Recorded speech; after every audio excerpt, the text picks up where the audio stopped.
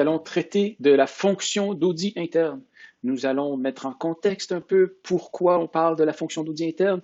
Ensuite, on poursuivra avec une brève présentation des normes internationales de l'audit interne pour ensuite aboutir à notre NCA 610 qui traite de l'utilisation des travaux des auditeurs internes dans le contexte d'une mission d'audit portant sur des états financiers.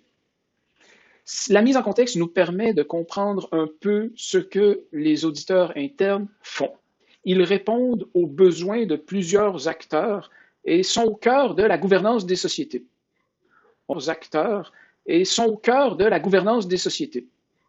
On note la direction générale de l'organisation qui, en vertu du règlement 5209, ont attesté les contrôles internes relatifs à l'information financière et également les contrôles et les procédures de communication de l'information. En procédant à ces attestations, la direction générale peut avoir à se fier sur certains constats, sur certaines conclusions qui ont été portées à leur attention grâce aux travaux des auditrices et des auditeurs internes. La fonction d'audit interne peut aussi venir répondre aux responsabilités qu'ont les membres du conseil d'administration. Peuvent aussi venir répondre les auditeurs internes aux responsabilités qu'ont plus spécifiquement le comité d'audit, un sous-comité du conseil d'administration. Pour comprendre un peu mieux comment est-ce que la fonction d'audit interne vient possiblement répondre aux besoins de ces différents organes et comités, allons voir un peu plus en détail la description qu'on peut donner du conseil d'administration. J'attire votre attention que ce que je suis à veille d'exposer provient d'une instruction générale 58-201 de l'Autorité des marchés financiers. D'ailleurs, tous les règlements ou les instructions que je nomme, ce sont de l'Autorité des marchés financiers qu'ils proviennent. Cette instruction générale est non prescriptive et donc n'est pas obligatoire au sens de la loi, concerne plutôt alors des meilleures pratiques quant au conseil d'administration. On veut idéalement qu'il soit composé de membres indépendants. On aimerait, selon cette instruction générale, on dit que la majorité du conseil d'administration devrait être indépendant. Le ou la présidente du conseil d'administration devrait être indépendant, voulant que ce ne soit pas le ou la chef de la direction de l'entreprise qui vient de prendre la position de la présidence du conseil d'administration, mais idéalement un membre externe, indépendant, qui va aider à ce que les droits de parole, à ce que les sujets mis à l'ordre du jour servent vraiment à porter un regard critique, un regard constructif quant à ce que la direction parvient ou non à livrer au sein de cette organisation. Le conseil d'administration pourrait atteindre une perfection en remplissant différents facteurs de succès. Des réunions périodiques, un mandat bien décrit où est-ce que chaque poste est bien décrit avec des fonctions, des responsabilités qui leur sont propres, avec un bon code de conduite qui est respecté parfaitement. Donc, ce sont des règles de meilleures pratiques à suivre pour assurer le succès d'un conseil d'administration. Finalement, quelles sont leurs responsabilités? J'en nomme que quelques-unes, en commençant par la dernière énoncée, la mise en place d'un contrôle interne. C'est la responsabilité ultime du conseil d'administration. Non pas de concevoir des descriptions de système ou des conceptions de contrôle logique pour atteindre les objectifs, non, mais de s'assurer qu'il y a de telles étapes qui sont bien mises en œuvre dans l'organisation, de s'assurer de l'intégrité de la direction, de s'assurer de la mise en œuvre d'un processus stratégique, la gestion des risques, la gestion de la relève, qu'est-ce qui arrive si la haute direction va quitter en bloc dans un avenir rapproché, comment assurer la pérennité de la gestion de l'organisation.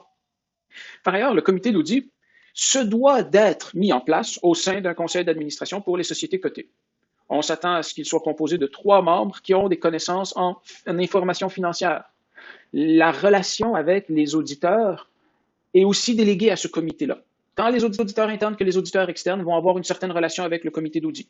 Pour ce qui est des auditeurs externes, ils ont le pouvoir exclusif de recommander leur nomination et leur rémunération qui est prévue pour le mandat d'audit des états financiers. Ils se doivent de surveiller les travaux. Donc, si on prend note de la NCA 260, 265, les communications qui doivent être faites par les auditeurs et les auditrices dans le cadre d'une mission d'audit auprès des gens de la gouvernance, eh bien, le comité d'audit est certainement un comité intéressé à entendre ces communications, à questionner les auditrices et les auditeurs, à savoir comment ils ont surmonté leurs défis, comment a été la relation avec la direction, est-ce qu'on leur a donné accès à tout ce qu'ils avaient besoin, comment ils ont planifié leurs risques, qu'est-ce qu'ils ont fait de nouveau par rapport à l'exercice précédent, et si jamais il y a des services autres que de la certification qui va être offerte par les auditeurs externes, on s'attend à ce que le comité d'audit jette un regard dessus, notamment pour préserver la qualité de l'indépendance avec les auditeurs externes. Les auditeurs internes, C'est pas prescrit par le règlement 5210, c'est plutôt des règles de bonne pratique. Les auditeurs internes vont être mis en place, approuvés en termes de leur budget, des ressources qu'on va leur affecter, en termes de leur mission qu'ils vont mener dans l'organisation par le comité d'audit. On va également tenter de prévoir un canal de communication privilégié. Si on dénote des lacunes ou des défaillances dans le fonctionnement de la direction de l'entreprise, on souhaite que les auditrices et les auditeurs internes puissent avoir un canal de communication privilégié directement avec le conseil d'administration, et c'est par le biais du comité d'audit qu'on pourrait leur offrir cela. Donc, on a fait un rappel de certains éléments importants de la gouvernance d'une organisation en plaidant que la fonction d'audit interne peut venir aider dans ces différents éléments de la gouvernance des organisations. Rentrons maintenant un peu plus en détail dans la fonction d'audit interne, à savoir comment est-ce que des normes internationales sont élaborées pour permettre la réalisation de leurs travaux au sein des organisations. Les normes internationales d'audit interne sont produites par l'Institut des auditeurs internes et elles cherchent à tout d'abord définir la fonction d'audit interne au sens de ces normes pour ensuite venir décrire la nature des missions qui peuvent être réalisées par la fonction d'audit interne. Et finalement, ça vient encadrer, ça vient prescrire des exigences qui doivent être remplies pour réaliser les missions en question. Donc, tout d'abord, avec le glossaire, on va chercher audit interne et on en trouve une définition qui permet de mettre en évidence la particularité de la fonction d'audit interne, qui est un service d'assurance et de conseil. Donc, déjà là, on voit une énorme distinction avec la fonction d'audit externe, qui se veut être un service d'assurance, mais en tant qu'une fonction d'audit interne, on rajoute à ça une fonction conseil. On doit demeurer indépendant et objectif, et on y reviendra, notamment avec le positionnement de la fonction d'audit interne au sein des organisations. Mais l'objectif de la fonction, c'est d'offrir de tels services pour créer de la valeur et améliorer alors les opérations d'une organisation. La fonction d'audit interne, en offrant un tel service, elle aide l'organisation à atteindre ses objectifs. Et puis, la façon de réaliser les missions d'audit interne, c'est en suivant une approche systématique et rigoureuse. Et les normes servent justement à prévoir ce caractère systématique dans la réalisation des différentes missions. Et si on pense à ce sur quoi les services devraient porter, eh bien, on a trois grandes avenues qui nous sont proposées par la définition de l'audit interne, soit les processus de gouvernance, la gestion des risques et le contrôle. Donc, c'est les trois grandes avenues où est-ce que la fonction d'audit interne peut venir offrir des services d'assurance et de conseil pour créer de la valeur au sein des organisations. Si on regarde de plus près les normes internationales d'audit interne, on va voir qu'elles se déclinent en 5 grands domaines. Le premier de ces domaines, c'est à toute fin pratique, une élaboration de la définition qu'on vient de voir ensemble. On vient de manière plus systématique développer sur la nature des missions que la fonction pourrait réaliser et qu'est-ce qu'elle peut atteindre au sein de l'organisation. Par ailleurs, le domaine 2 porte sur l'éthique et le professionnalisme. Et à toute fin pratique, c'est le code de déontologie un peu qui est prescrit par l'Institut pour les personnes qui désirent réaliser des missions d'audit interne en conformité avec ce référentiel normatif. Donc, on vient édicter des principes d'intégrité, d'objectivité, de compétences, reconnaître les limites de ces compétences, s'assurer d'avoir les compétences requises pour accepter des missions d'assurance ou de conseil qui nous seraient proposées ou que l'on voudrait proposer, agir de façon professionnelle et s'assurer de conserver un certain degré de confidentialité en vertu des normes internationales d'audit interne. On vient renchérir cette facette d'éthique et de professionnalisme avec le domaine 3 en prescrivant le mécanisme de gouvernance qu'on prévoit comme étant idéal pour la fonction d'audit interne au sein des organisations. On vient là lui proposer une manière d'assurer que l'autorité qui est conférée à la fonction d'audit interne, ce soit directement le conseil d'administration qui vient approuver son mandat, qui vient approuver la charte de la fonction d'audit interne.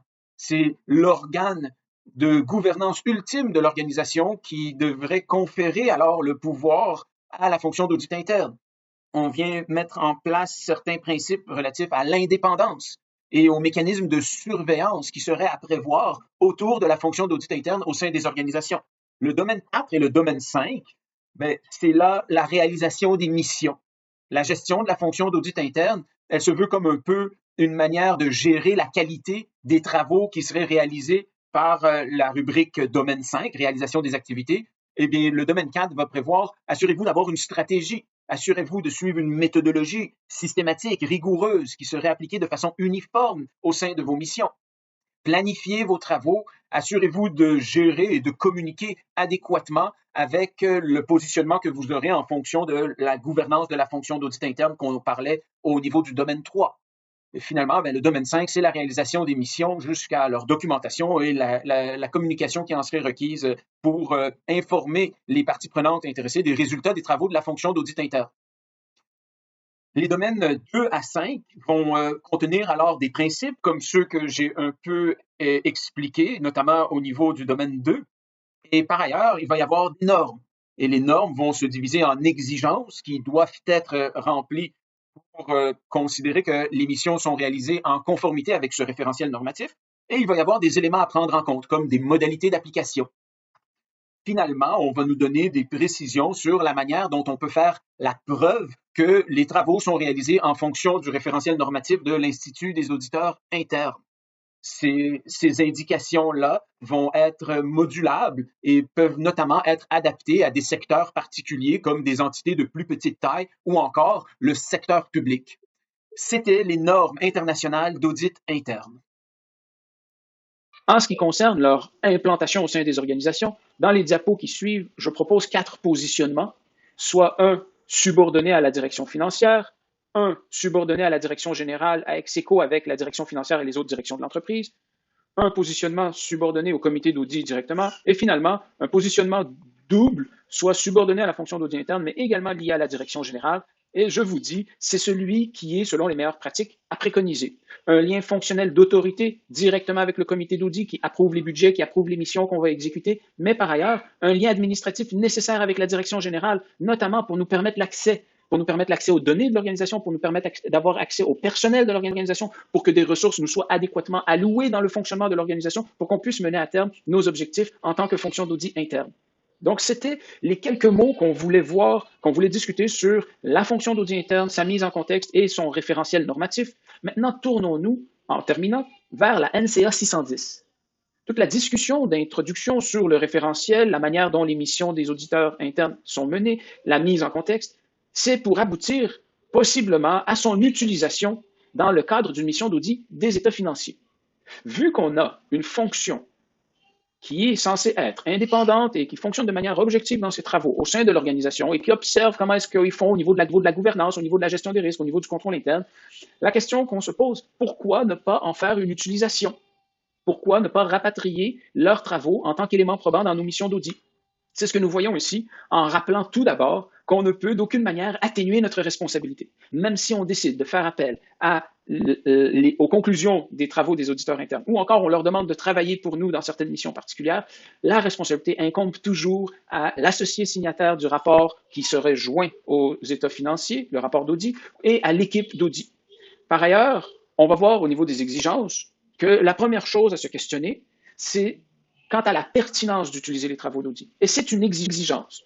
Et on en discute dans la NCA 315 ainsi que par ailleurs dans les NCA. Lorsqu'il y a une fonction d'audit interne mise en place dans une organisation, on doit s'intéresser à ce qu'elle fait et on doit examiner, établir la pertinence de faire une utilisation de leurs travaux.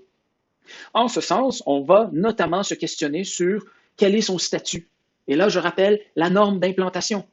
Comment est-ce qu'elle est implantée? Est-ce qu'elle est directement sous la direction financière ou elle est directement sous la direction générale? N'a pas de canal privilégié avec les organes de gouvernance comme le comité d'audit ou le conseil d'administration. Si c'est le cas, peut-être qu'on va dire que ce n'est pas pertinent de se pencher sur ces travaux parce qu'elle manquerait possiblement d'objectivité.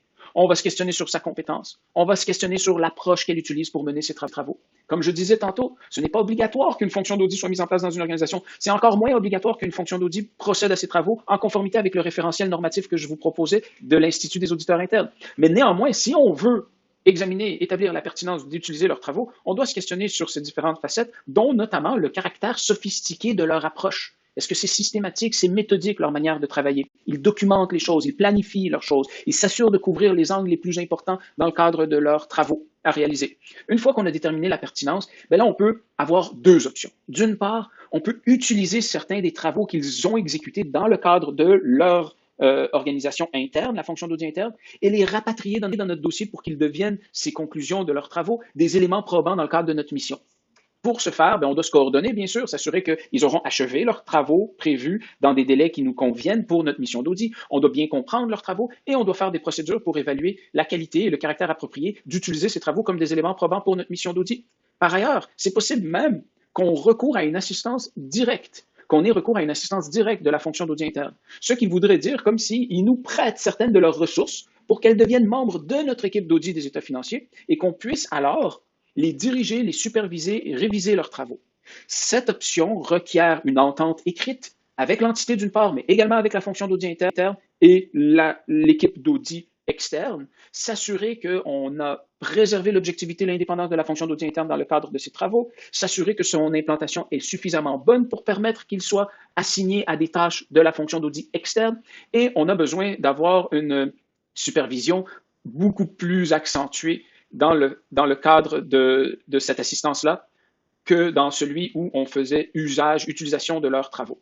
Dans le cadre de l'assistance directe, ils travaillent pour nous et donc on leur dicte un peu la manière dont on veut qu'ils procèdent. On doit les superviser, s'assurer qu'ils le font adéquatement et on doit s'assurer de mettre en œuvre une révision approfondie.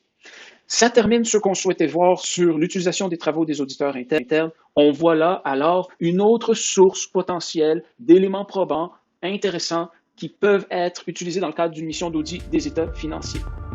Bonne continuation, on se retrouve bientôt. Au revoir.